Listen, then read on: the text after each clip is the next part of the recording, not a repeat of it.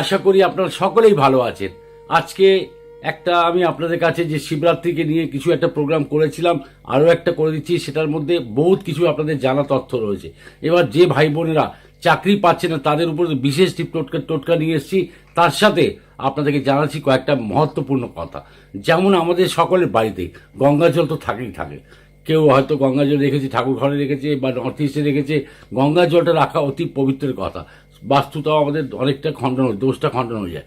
কিন্তু দেখা যাচ্ছে যে বাড়িতে আমরা রেখেছি, বাড়িতে আমাদের অনেক সময় দেখা যায় যে আপনারা হয়তো, আমরাও বলতে পারি আপনাদেরও বলতে পারি, যে প্লাস্টিকের বটলে আমরা হয়তো গঙ্গা জল রেখেছি বা এমন কোনো ঘটের মধ্যে রেখেছি যেটা অন্যান্য মানে ধাতুরই তৈরি, যেমন স্টিলের হলো, যেমন হলো আপনাদের পেতলের হলো, বিভিন্ন ধরনের ধাতুর আমাদের পাত্রের মধ্যে আমরা রেখে দিই। কিন্তু সব থেকে বেস্ট হচ্ছে কোনটা? সব থেকে বেস্ট হচ্ছে আপনার তামার ঘটি। তামার ঘটি এমন হয় বা তামার একটা কৌটো এমন হয় যেটা উপর দিয়ে বন্ধ করা যায়, সেটাতে রাখা সব থেকে শুভ হয়। সেটার মধ্যে রাখা মানেই আপনাদের ঘরের মধ্যে পবিত্রতা বাস করবে এবং তার সাথে সাথে আপনার বাড়িতে যেন কোনো বাস্তুদোষ থাকে তাহলে সেটাও দূর হবে। এবার যাদের বাড়ির ঘরে, ঠাকুর ঘরে ইত্যাদিতে গঙ্গা জল রাখা থাকে এবং ব্যবহার করেন, সেই ঘরে তো সর্বদা জেনে রাখুন পবিত্রতা বসবাস করবে আর শিবের কৃপা আপনারা সকলেই পাবেন। এবার কথা হচ্ছে, কিন্তু আজকের প্রমুখ কথা হচ্ছে, যাদের ঠাকুর স্থানে বা আপনার ঘরের মধ্যে নর্থ ইস্টের দিকে যদি গঙ্গা জল রাখা আছে, কিন্তু কদিন পরে দেখা যাচ্ছে আপনি যে পাত্রে রেখেছেন সেই পাত্রটার মধ্যে রাখা গঙ্গা জল শুকিয়ে যাচ্ছে, এটা কিন্তু খুব শুভ না। তার মানেটা কি হয়? তার মানেটা আগে জেনে নিন। হয়তো কেউ আপনাকে, এমন কোনো ব্যক্তি আপনাদের মানে হাই লাগিয়ে দিয়েছে বা এমনভাবে কে করেছে, কেউ নজর লাগিয়ে দিয়েছে, এগুলো ভীষণ বাজে হয়। দেখবেন সেই গঙ্গার সেই বাটিতে আপনি যে ঘটের মধ্যে জল রেখেছেন সেই ঘটের জল শুকোতে শুরু হয়ে যাবে। যখনই আপনার বাড়িতে কোনো নজর লাগবে বা আপনার কোনো হাই লাগবে, তখনই দেখবেন আপনার যে ঘটিতে জল রেখেছেন, যেই ঘটি হোক, যেই পাত্রেই হোক, মানে যে ধাতুরই হোক, সেটাতে দেখবেন জল কমতে শুরু হয়ে যাবে। সে কমতে কমতে একবার শুকিয়ে যায়। অনেকেরা খেয়ালও করে না, মানে প্রয়োজন করার সময় গঙ্গা জল বার করেন কিন্তু নিত্য প্রয়োজন হিসাবে বার করেন, অনেকেরা আছেন, এটা দেখবেন। কিন্তু আমি আপনাদের কাছে কি বলবো, যে তাহলে মা গঙ্গা জল, মানে মা গঙ্গা জলকে আপনি যদি তামার ঘটিতে রাখেন এবং তার মধ্যে যদি শুকিয়ে যায়, তামার ঘটিতেও যদি শুকিয়ে যায়, তাহলে আপনার বাড়িতে দেখবেন, আপনার বাড়িতে যদি তুলসী গাছও রাখা থাকে সেটাও দেখবেন শুকিয়ে যাবে। তার মানে হচ্ছে কি, আপনার পরিবারের মধ্যে নিশ্চয়ই আপনার কষ্টতে ভুগছেন, এটা খেয়াল রাখবেন। তুলসী গাছ, গঙ্গার জল যদি শুকিয়ে যায় বা তুলসী গাছও যদি শুকিয়ে যায়, তাহলে নিশ্চয়ই আপনার ঘর পরিবারের মধ্যে একটা কষ্টের ছোঁয়া থাকবেই থাকবে। তার মানে হচ্ছে যখনই আপনি ঘটিটা রাখছেন ওটাকে সর্বদা চেক করতে থাকুন, মানে সপ্তাহে একবার কি 15 দিনে একবার ওটাকে চেক করুন। যদি গঙ্গা জল কমে গেছে অবশ্যই তার মধ্যে গঙ্গা জল এসে ভরে রাখুন এবং তার সাথে সাথে আপনারা যদি পারেন তামার কোনো পাত্রে নিয়ে সেটাকে ঢাকনাওয়ালা, এটা ঢাকনাই অবশ্যই নেবেন, ঢাকনাওয়ালা নিয়ে তার মধ্যে রাখবেন আর রাখবেন ঠাকুর ঘরে আসলেই রাখবেন, এটা রাখুন, ভীষণ ভালো ফল।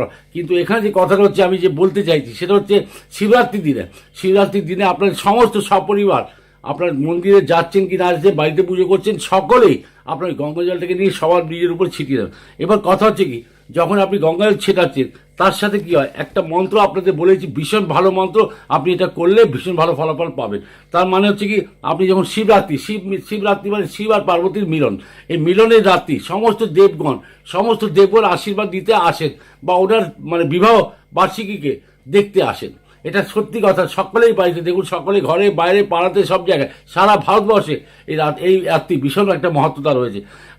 আপনি কি মন্ত্র পড়বেন? ওম পার্বতী পাত্যায় নমঃ, এই মন্ত্রটা পাঠ করবো, ওম পার্বতী পাত্যায় নমঃ। প্রথম হচ্ছে এই মন্ত্রটা। আরেকটা মন্ত্র বলেছি গায়ত্রী মন্ত্র, মহাদেবের গায়ত্রী মন্ত্র, এটা পড়বেন। আমি বলবো শিবরাত্রির দিনে আপনার যা মনের মধ্যে ইচ্ছা আছে সেটা পূরণ হবেই হবে।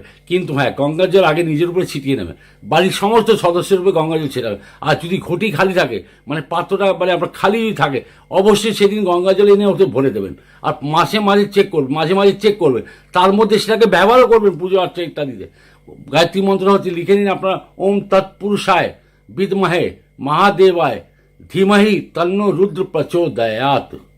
আরেকবার বলে দিই, ওম তৎপুরুষায় বিদ্মহে মহাদেবায় ধীমহি তন্নো রুদ্র প্রচোদয়াৎ। এই মন্ত্রটা পাঠ করুন, যতবার খুশি পড়তে পারেন। এটা কোনো ব্যাপার নেই যে আপনাকে 1 বার 2 বার 10 বার 16 বার, তা নয়। আপনি যতবার খুশি, সমস্ত বাচ্চাদেরকে, বাড়ির সমস্ত সদস্যগণ যদি এই মন্ত্র শিবরাত্রির দিন মানে মন্ত্র পাঠ করে, তাহলে তাদের বাড়িতে কোনো রকমের শোকের ছায়া আসবেই না। যে না করে সবসময় আপনার পরিবার সুখী পরিবার হয়ে দাঁড়াবে। এবার আরেকটা কথা আমি আপনাদের জানাবো, যেটা হচ্ছে অনেক মানুষের মধ্যে মনের মধ্যে একটা প্রশ্ন থাকে যে শিবলিঙ্গের উপরে চড়ানো ফল মিষ্টি যেটা গ্রহণ করা উচিত কিনা, তাহলে এটাকে নিয়ে আজকে আমি আপনাদের সম্পূর্ণভাবে জানাবার চেষ্টা করব। আমাদের শাস্ত্রে শিবলিঙ্গে ফল মিষ্টি অর্পণ করার পরে খাওয়া উচিত কিনা এর বহু ধরনের কথা শাস্ত্রে উল্লেখ রয়েছে। এবার আসল কথার উপরে আমরা চলে আসি, যেটা হচ্ছে কি আদৌ আমরা শিবলিঙ্গের উপরে যে ফল মিষ্টি ইত্যাদি যে দিই বা বাইরে যাই কোনো শিব মন্দিরে যাই, সেখানে ঠাকুরমশাইরা আমাদের হাতে ধরিয়ে দেন, তো সে আমরা কি করি তারপর ওটাকে নিয়ে আমাদের খাওয়া উচিত কিনা সেটা আগে জানা উচিত। অনেক বাড়িতে দেখবেন মানে কি বলবো, মাটির শিবলিঙ্গ আছে বা আপনার হচ্ছে চীনামাটির শিবলিঙ্গ আছে, মানে মার্বেলের শিবলিঙ্গ আছে, তার মধ্যে মাটির আছে, পেতলের আছে, তার সাথে রূপারও আছে, কোষ্ঠী পাথরের শিবলিঙ্গ আছে। এই সব কটা আমরা পুজো করে থাকি বাড়িতে আর বাইরেও। বাইরে তো মেন বড় বড় পাথরের শিবলিঙ্গ হয়। এবার হচ্ছে শিব পুরাণ অনুযায়ী যে শিবলিঙ্গের উপরে যেমন পাথরে হলো বা চীনামাটির হলো বা যেমন হচ্ছে মাটির হলো কিংবা পেতলের হলো বা আপনার হলো রূপার হলো, তারপরে হচ্ছে অনেক বিভিন্ন ধরনের শিবলিঙ্গ হয়। তা সেইগুলোর উপরে আমরা কোনো সময় যদি আমরা কোনো ফল ইত্যাদি অর্পণ করি বাইরে বা বাড়িতে, যখনই আমরা অর্পণ করি, তা সেইগুলোকে কোনো মতেই কদাপি আমাদেরকে গ্রহণ করা উচিত না। এটা একদম খাঁটি কথা, আপনার জানেন, শিব পুরাণের কথা আমি আপনার জানাচ্ছি। হ্যাঁ, এবার কোন কোন শিবলিঙ্গের উপরে মানে যে মানে প্রসাদ দেওয়া হয়, মানে ফল মিষ্টি ইত্যাদি দেওয়া, সেগুলোকে গ্রহণ করা উচিত সেটাও আমি আপনাদের জানাচ্ছি। এবার যে ধাতুগুলোর আমি বললাম আপনাকে, যেমন মাটির হলো, চীনামাটির হলো, মার্বেলের হলো, কিংবা আপনার পাথরের হলো, কিংবা আপনার রূপোর তৈরি হলো, কিংবা আপনাদের যেগুলো পেতলে ইত্যাদি তৈরি হয়, সেইগুলো শিবলিঙ্গের উপরে যদি মানে ফল মিষ্টি ইত্যাদি যদি দেওয়া হয়, তাহলে কোনো মতেই আমাদের মানে গ্রহণ করা উচিত না। কেন হয় না? দেখুন, এই ধাতু তৈরি শিবলিঙ্গের উপর চড়ানো ফল মিষ্টি, একে যখন আমরা মিষ্টি ইত্যাদি যখন দিয়ে দিই, ফল দিয়ে দিই, তাহলে কার অংশটা হয়ে যায়? এই অংশটা হয়ে যায় চণ্ডেশ্বর। চণ্ডেশ্বর আবার কে? এই ধাতুর শিবলিঙ্গকে মানে এই ধাতুর শিবলিঙ্গ, এই ধাতুগুলোতে যে শিবলিঙ্গ উপরে যে ফল মিষ্টি ইত্যাদি দেওয়া হয়, সেটা চণ্ডেশ্বরের অংশ বলা হয়। শিবপুরাণ অনুযায়ী চণ্ডেশ্বর নামের একটি গণ শিবের মুখ থেকে প্রকট হয়েছিল, যিনি শিবের ভূত প্রেতের মণ্ডলীর একদম অধ্যক্ষ ছিলেন, মানে প্রধান ছিলেন। শিব পুরাণ অনুযায়ী যে শিবলিঙ্গের পাথরে চীনামাটি ইত্যাদি যে হয়, যেগুলো বললাম, সেগুলোকে চণ্ডেশ্বরের অংশ বলা হয়। যদি আমরা এই সমস্ত শিবলিঙ্গের উপরে চড়ানো ফল মিষ্টি ইত্যাদি যদি গ্রহণ করি, তাহলে কি হয়, তাহলে আমরা চণ্ডেশ্বরের অংশটাকে আমরা নিয়েছি, যাতে কি হয়, চণ্ডেশ্বর ভীষণভাবে ক্রোধিত হয়ে যান, কারণ ওনার অংশটাকে আমরা গ্রহণ করছি। কোনো মতেই আমাদের করা উচিত না। হ্যাঁ, শুধুমাত্র কি করা উচিত, শুধুমাত্র আপনার শিবলিঙ্গ যদি পারদের হয় বা আপনার নর্মদেশ্বর পাথরের তৈরি যদি শিবলিঙ্গ হয়, তাহলে ওটার উপরে যদি অর্পণ হয়ে থাকে কোনো ফল মিষ্টি, তাহলে সেইগুলোকে একমাত্র আমরা গ্রহণ করতে পারি। এই ধাতুর তৈরি শিবলিঙ্গ চণ্ডেশ্বর অংশ হয় না। এই দুটো ধাতুর তৈরি যে শিবলিঙ্গ হয়, সেটা চণ্ডেশ্বরের কোনো মতেই অংশ হয় না। তাহলে আপনি জেনে নিলেন যে আমরা যত সব পাথরের ইত্যাদি যত সব ফল মিষ্টি ইত্যাদি থাকে, বাইরে যখন আমরা যাই, ঠাকুরমশাই আমাদের ধরিয়ে দেন, আমরা কি করা উচিত? এবার কি করা উচিত সেটা আমি আপনাদের জানাই। এবার প্রশ্নটা তো ওই দাঁড়িয়ে গেল, তাহলে এই ফল মিষ্টি যে আমরা পেয়ে থাকি, ঠাকুরমশাই মন্দিরে গেলে আমাদেরকে থোলা ভরে ভরে দিয়ে দেন, হাতে দিয়ে দেন, বেল দিয়ে দেন, অনেক কিছু দিয়ে দেন, তা সেইগুলো কি করা উচিত? আমরা তো নিয়ে ফেলি, কিন্তু ওটাকে আমরা অপমান তো করতে পারি না, গ্রহণ তো নিশ্চয়ই করে হাতে ধরে নিই, কিন্তু ব্যাপারটা হচ্ছে তো গ্রহণ তো করাই যায় না। তাহলে এই পরিস্থিতি আমরা কি করতে পারি? যখনই আপনি ফল মিষ্টি ইত্যাদি যখন মন্দির থেকে প্রসাদ হিসাবে যখন পাবেন, তখন সেটাকে যদি পাশে যদি গঙ্গা নদী থাকে, সেটাতে অবশ্যই ওটাকে বিসর্জন করে দিতে হয়। আর যদি গঙ্গা নদী না থাকে আপনার আশেপাশে, তাহলে কোনো সাধু সন্ন্যাসী গরিব ব্রাহ্মণ কাউকে দিতে পারেন, আপনি কোনো তাতে অসুবিধা নেই। মানে বলা হচ্ছে এই ফলগুলোকে, ফল মিষ্টি ইত্যাদিকে কোনো মতেই গ্রহণ করা যায় না। আপনি এটা জেনে রাখুন। তাই জন্য আপনাদের বলছি, আপনাদের হয়তো এটা জানা আছে কি না জানা আছে, অনেকে আমার কাছে প্রশ্ন করেছেন বলেই আমি আপনাদেরকে জানালাম। এটা হচ্ছে চণ্ডেশ্বরের অংশ হয়। এটা এই যে খাবার যে হয়, এগুলো চণ্ডেশ্বর যেটা শিবের মুখ থেকে বেরিয়েছেন, ওনার অংশ। তাহলে ওনার অংশকে যদি আমরা খাই, তাহলে কি উনি ক্রোধিত হয়ে যান, আমাদের উপরে একটা বাজে কিন্তু প্রভাব আমাদের জীবনে পড়তে থাকে।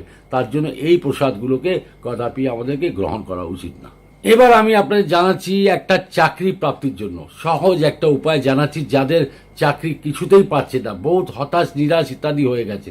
একটা ঘটিতে কি করবে, একটা ঘটি, তামার ঘটি নিতে পারেন, গঙ্গার জল তার মধ্যে একটি অখণ্ড মানে অক্ষর চাল সেটাকে নিয়ে ওই ঘটির মধ্যে দিয়ে দিন, একটি গোলমরিচ, তার সাথে একটা গোলমরিচ দিয়ে দেবেন, আর তার সাথে আপনি করবেন সাদা চন্দন, গুঁড়ো সাদা চন্দন নিয়ে ওর মধ্যে দিয়ে একটু গুলে নেবেন। সেটাকে নিয়ে দক্ষিণ দিকে আপনি দাঁড়াবেন, শিবলিঙ্গর জলটা যেটা বেরোয় উত্তর দিকে হয় বেরোয়, সেই দিকে আপনাকে জল ঢালতে হবে। তার আগে আপনাদের বলি, ডান দিকে গণেশজির বিষয় ঢালবেন, তারপরে বাঁ দিকে হচ্ছে আপনার কার্তিকজির বিষয়, তো কার্তিকের উপরে ঢালবেন, তারপরে হচ্ছে আপনার ঢালবেন অশোক সুন্দরীর উপরে, তারপর ঢালবেন দেবী পার্বতীর উপরে যে চারদিকে পুরো গোলটা আছে সেটার উপর ঢালবেন, তারপরে শেষে আপনি ঢালবেন শিবলিঙ্গের উপর। শিবলিঙ্গের উপর যখন ঢালার আগে যদি পারেন, কোনো কোনো মন্দিরে ঘটি থাকে না, আর যদি থাকে তাহলে 5টা কন্যা, যে শিবের কন্যা তার উপরে দিয়ে দেবেন, তারপর শেষে আপনার শিবলিঙ্গের উপরে ঢালবেন। এবং এটা করার পর এই যা জিনিসগুলো বললাম আপনি করে দেখুন, মানে এটা শুধু আপনি 16 দিন, মানে যেদিন থেকে শুরু করবেন তার থেকে 16 দিন করুন, মানে আপনি বিশ্বাস করতে পারবেন না, আমি আপনাকে কথা দিতে পারি আপনার নিশ্চিত রূপে আপনার চাকরির কল চলে আসবে। অনেকেরা বহুত পরেশান হয়রান হয়ে রয়েছেন, ভীষণভাবে কষ্ট পাচ্ছেন, আমি তাদের জন্য খুঁজে খুঁজে এমন আমাদের শিব পুরাণের উপর সমস্ত উপায় আছে, সমস্ত উপায় আছে। তার মানে আমরা এই টোটকাগুলো যে বলছি আপনাদের, এগুলো ভীষণ কাজের হয়। আপনি 16 দিন পর পর করে যান, শিবরাত্রি থেকে নিয়ে 16 দিন করুন, আপনি দেখবেন কয়েকদিন পরেই আপনার কল চলে আসবে। এবার আমি আপনাদের কাছে একটা ভীষণ ভালো উপায় জানাবো, যেটা হচ্ছে মানুষ বিভিন্ন রকমের সমস্যায় পড়ে যায় তো, হয়তো আপনিও পড়ে আছেন, এমন কোনো সমস্যায় পড়ে গেছেন যেটাতে আপনি রাস্তা খুঁজে পাচ্ছেন না, ভীষণভাবে আপনার ক্ষতিগ্রস্ত হয়ে রয়েছেন, বা এমন কিছু পজিশনে পড়ে গেছেন যেখানে আপনার মানে বেরিয়ে আসার রাস্তাও নেই। আপনি একটা কথা জেনে রাখুন, শিব হচ্ছেন দয়ালু, শিব হচ্ছেন ভোলে বাবা, ভীষণ দয়ালু হন। শিবের ভক্ত যারা হয়ে যায় তারা অবশ্যই জেনে রাখুন যে শিবের স্বর্ণাপন্ন হয়ে যায়। আপনি জেনে রাখুন, আপনার যতই কষ্ট হোক, যতই চাকরিতে কষ্ট আসছে, বা আপনার যত রকমের টাকা পয়সার দিক দিয়ে কষ্ট পাচ্ছেন, আপনি সহজ মনে যদি ঠাকুর ঈশ্বরকে প্রার্থনা করেন, আপনি দেখবেন 16 দিন শুধু করতে হবে, উপায়টা বলছি, আর 17 দিনের পর থেকেই 17 দিন থেকে আপনি চমৎকার দেখতে পারবেন। শিবের চমৎকার আপনার বিশ্বাস করে রাখুন, আপনার যদি শিবের ভক্ত হয়ে যান, আপনি মানবেন এটা আমার কথা, যে আমাদের শিবলিঙ্গের যে শিবরাত্রির যে কত বড় মহিমা রয়েছে।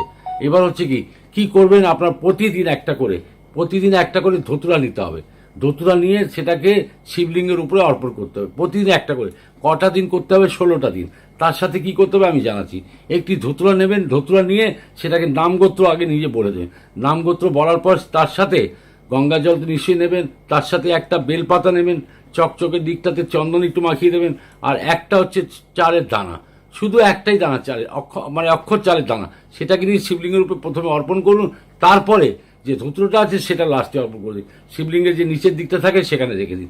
এবার তারপরে আপনি যে কোনো একটা মন্ত্র শিবের বলে দিন, ওম নমঃ শিবায় বলুন, বা আপনি শিব শ্রী শিবায় নমস্তুভ্যাম বলুন, বা কুন্দ কেশর মহাদেবায় নমঃ বলুন, যে কোনো একটা মন্ত্র বলে আপনি চলে যান মন্দিরে। যখন যাচ্ছেন এটাকে মন্ত্রটাকে বলে আপনি 16 বার মন্ত্র বলুন, মিনিমাম 16 বার বলার পর আপনি দেখবেন 16 দিন এই উপায়টা যদি প্রতিদিন যদি করতে পারেন, একটা করে ধতুরা আর নাম গোত্র যখন বলে সব করছেন অর্পণ করবেন, আপনি বিশ্বাস রাখতে পারেন যে আপনি যতই কোনো সমস্যায় পড়ে, যতই কষ্ট আছে, ভগবান শিব আপনার হাত ধরে আপনাকে ওই সমস্যা থেকে মুক্তি দেবে।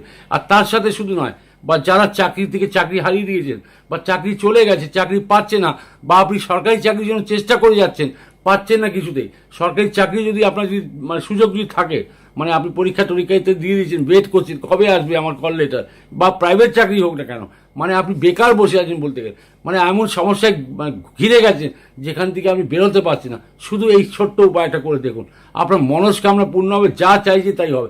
16টা দিন কিন্তু একদম মানে কি উইদাউট এনি ফেল, আপনি উইদাউট এনি ফেল এটা করুন। হ্যাঁ, মেয়েদের ক্ষেত্রে আমি বলেছি, তাদের যদি তার মধ্যে শরীর খারাপ হচ্ছে সেই কটা দিন বাদ দিয়ে তারপরের থেকে আবার শুরু করে দিন, মোট 16টা দিন করতে হবে।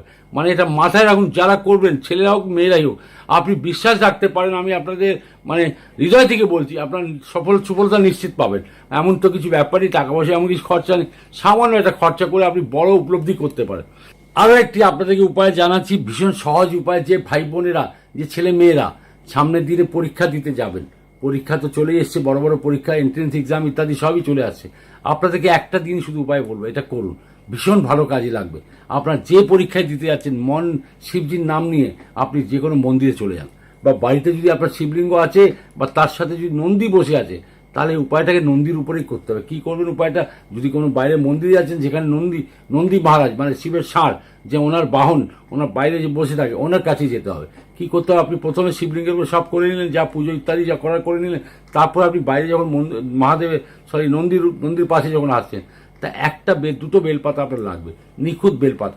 সেটাকে কী করবেন? নন্দীর দিকে, মানে আপনি নন্দীর দিকে মানে চড়াবেন, নন্দীর দিকে মানে চড়াবেন কীভাবে? ডাঁটিতে থাকবে নন্দীর দিকে, মানে এমনভাবে বসাবেন ডাঁটিটা ওনার দিকে থাকবে, পেছন দিকে, মানে ওনার পিঠে, আর বেলপাতার মুখটা থাকবে কোন দিকে? মহাদেবের দিকে। এবার সেকেন্ড বেলপাতা, দ্বিতীয় বেলপাতা, সেটাকে ওনার মাথার উপরে রাখবেন, যখন মাথার উপরে ডাটি থাকবে মহাদেবের দিকে, ডাটিটা থাকবে মহাদেবের দিকে, আপনি ওই বেলপাতা ওনার মাথা দিয়ে, মানে একটা এদিকে বসে না, একটা ওদিকে বসে, এইভাবে যে কোনো কম্পিটিটিভ এক্সামে আপনি যাচ্ছেন, হ্যাঁ বেলপাতার উপরে আপনি কি বলে চন্দন লেপ করে দেবেন, অবশ্যই একদিকে চন্দন লেপ অবশ্যই করে দেবেন, আর নন্দী মহারাজের উপরে বসিয়ে একটা এইদিকে মহাদেবের দিকে মুখ করে, আর একটা হচ্ছে আর এনার মাথার উপরে যেটা থাকবে ওটা ডাটিটা থাকবে মহাদেবের দিকে, মানে বুঝতেই পেরেছেন। তাহলে any competitive exam, any kind of, আপনি যে কোনো এক্সামে আপনি বসতে যাচ্ছেন, আপনি যে সাবজেক্টে উইক আছেন, যে সাবজেক্টে আপনি পারছেন না, প্রার্থনা ওনার কানে কানে শুধু বলে আসুন, ওনার কানে শুধু নন্দী মহারাজের কানে বলে দিই। তার মানেটা কি হচ্ছে, নন্দীকে যখন আমরা কিছু বলি, কানে কানে কিছু বলি তো আমরা, যখনই আমরা বলি আমাদের এই মেসেজটা মহাদেবের কাছে পৌঁছে যায়, মহাদেব তখন বিচার করেন, কারণ নন্দীর কথা উনি কোনোদিনই মানে বাদ দেন না। নন্দীর কথা শুনে উনি অবশ্যই বিচার বিমর্শ করেন, আর তাদের ভক্তের মানে কি বলবো যে মনস্কামনা পূর্ণ করেন। ভালো থাকুন, সুখে থাকুন, আনন্দে থাকুন। আবার দেখা হবে নতুন কিছু প্রোগ্রাম নিয়ে। ভালো থাকুন, নমস্কার।